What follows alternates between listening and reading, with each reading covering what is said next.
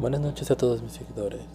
Aquí traigo la segunda parte de Leyendas Potosinas y algunas anécdotas enviadas por seguidores, esperando sean de su agrado y poderles compartir un poco más de nuestra cultura de San Luis Potosí.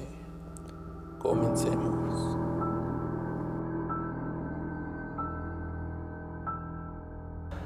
Una de las leyendas de mayor polémica en San Luis Potosí, debido a que hay personas que aseguran que existen y hasta han entrado o por lo menos han conocido quién lo ha hecho, mientras que otros niegan su existencia, incluso por parte de importantes historiadores.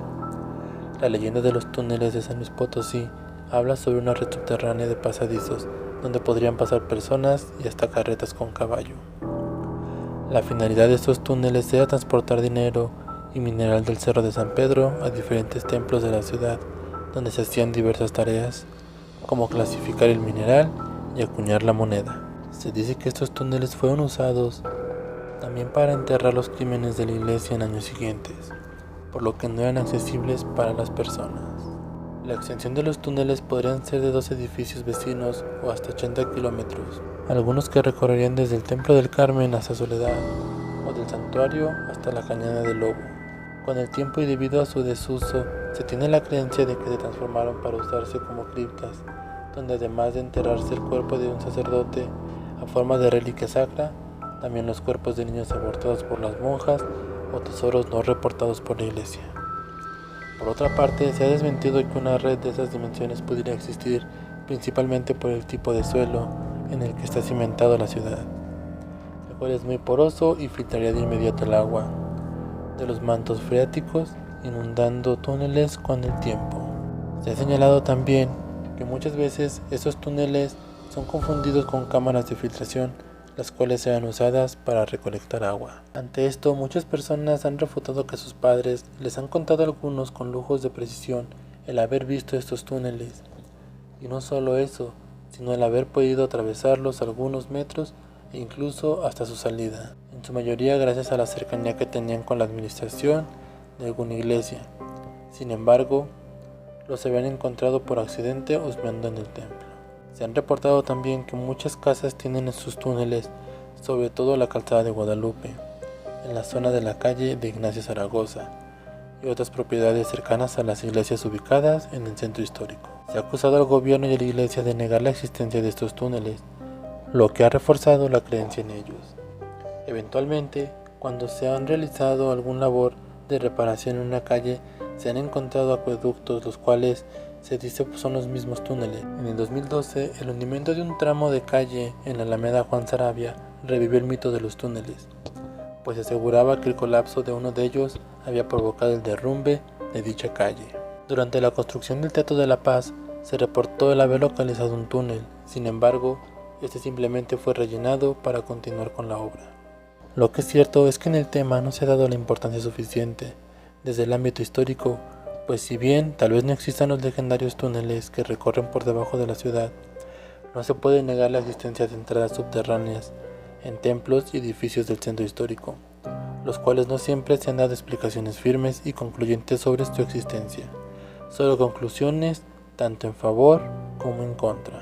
Supuestos lugares donde hay túneles es en el Templo del Carmen, Museo del Virreinato, Cineteca Alameda, Catedral Metropolitana de San Luis Potosí, el barrio del Montecillo, el Templo de San Francisco, Santuario de Guadalupe, Casas de Zaragoza y Calzada de Guadalupe, el Templo de San Sebastián, Templo de San Agustín, casas cercanas al Jardín de San Francisco, Centro Cultural Universitario Caja Real. ¿Ustedes conocen a alguien que ha entrado a estos túneles? San Luis Potosí ha tenido muchas brujas célebres, entre ellas la bruja de Tlaxcalilla o bruja de Tlaxcala, quien había invocado una rebelión en contra de la propia iglesia. Nunca se supo cuál era su nombre verdadero, ya que no tenía siquiera registros de su nacimiento y mucho menos acta de bautismo. La gente la conocía únicamente como la bruja Huachichil del barrio de Tlaxcala. Ella habitó San Luis Potosí años antes de la fundación de la ciudad y formaba parte de la comunidad de los indígenas que fueron integrados por la fuerza por los españoles. Se dice que tenía el poder de transformarse en animales, principalmente en un venado, poder que adquirió tras beber una poderosa poción que incluía peyote. Aprovechaba el poder de transformarse en dicho animal para rondar por las noches y realizar sus aquelarres sin que alguien se diera cuenta, pero aún así era bien sabido su capacidad de transformarse en ese animal, pues a su propia familia la había visto. Llegaría el día del 18 de julio de 1599, el cual sería un domingo, día en el que tradicionalmente se va a misa. Pero cuando el templo de Tlaxcala hizo el llamado a la misa de las 12, no había acudido la gente del barrio, principalmente las personas de origen indígena. Al parecer, la bruja tlaxcalilla había invocado en una rebelión en contra de la iglesia, la cual convenció a la mayoría de los indígenas, quienes en primer momento se resistieron a atender el llamado a misa. Ese mismo día, una muchedumbre de rebeldes iría a la iglesia de Tlaxcala, pero en vez de rendir culto al dios cristiano, comenzaban a lanzar piedras contra este y saquearlo. Lo mismo hicieron en el barrio de Santiago, donde la bruja lograría convencer a los indígenas de ese lugar y oponerse a la iglesia.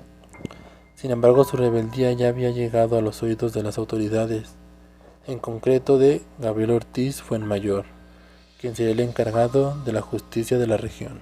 Él fue de inmediato al barrio de Tlaxcala y frente a todos sus seguidores cogió a la mujer del cabello para enjuiciarla por los delitos de brujería y rebelión.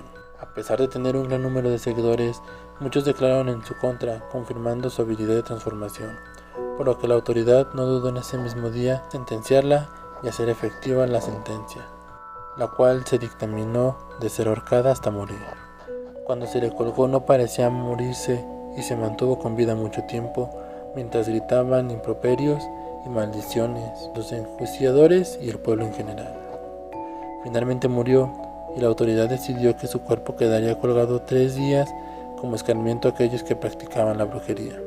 La sorpresa llegó cuando al día siguiente el cuerpo de la bruja ya no estaba.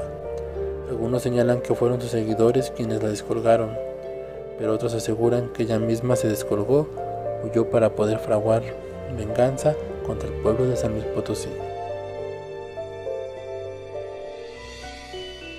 Vivo en el tercer piso de una casa de condominios. Para llegar a ellos tengo que atravesar un baldío. Para ser un poco más exacto, estos condominios quedan por el Salón Chicago. Un día al caminar por la acera, vi como una persona bajaba y subía por las escaleras del mío.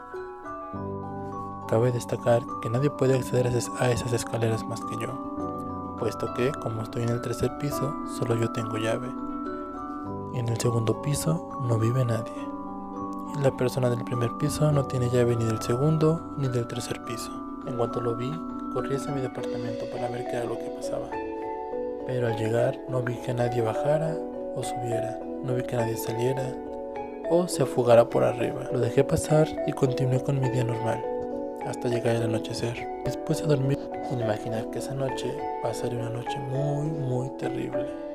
Eran como las 3 de la madrugada cuando de repente desperté y no podía mover mi cuerpo. A lo mucho, solo podía mover mis ojos. La luz de la lámpara de afuera solo me permitía ver sombras en el cuarto. Yo no podía ver nada más allá de eso. Entró un gran temor en mí, puesto que intentaba moverme, intentaba gritar y no podía. De repente de reojo volteé hacia el ropero y mi temor creció al ver a una niña observándome firmemente mientras dormía. Por alguna razón le pedí ayuda, pero en menos de un parpadeo ya la tenía encima de mí, con una sonrisa muy macabra. No hace falta decir que mi temor creció. No supe qué hacer.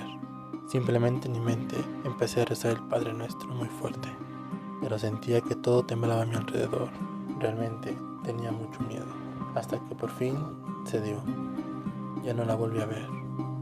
Esa noche la pasé en vela. La verdad, terminé muy cansado y no quise volver a dormir en ese cuarto. Al día siguiente, una vecina me habló y me dijo que uno de sus hijos se había levantado al baño y solía fumar un rato, y vio cómo en el departamento alguien subía y bajaba. Pensaron que era yo. Me preguntaron si era sonámbulo o algo por el estilo, a lo cual yo simplemente se los negué. No supe si explicarles o no qué fue lo que pasó, pero al parecer esos 2 fantasmas siguen ahí en mi casa. Los trato de evitar y los trato de ignorar. Ya no uso ese cuarto y espero nunca más volver a usarlo.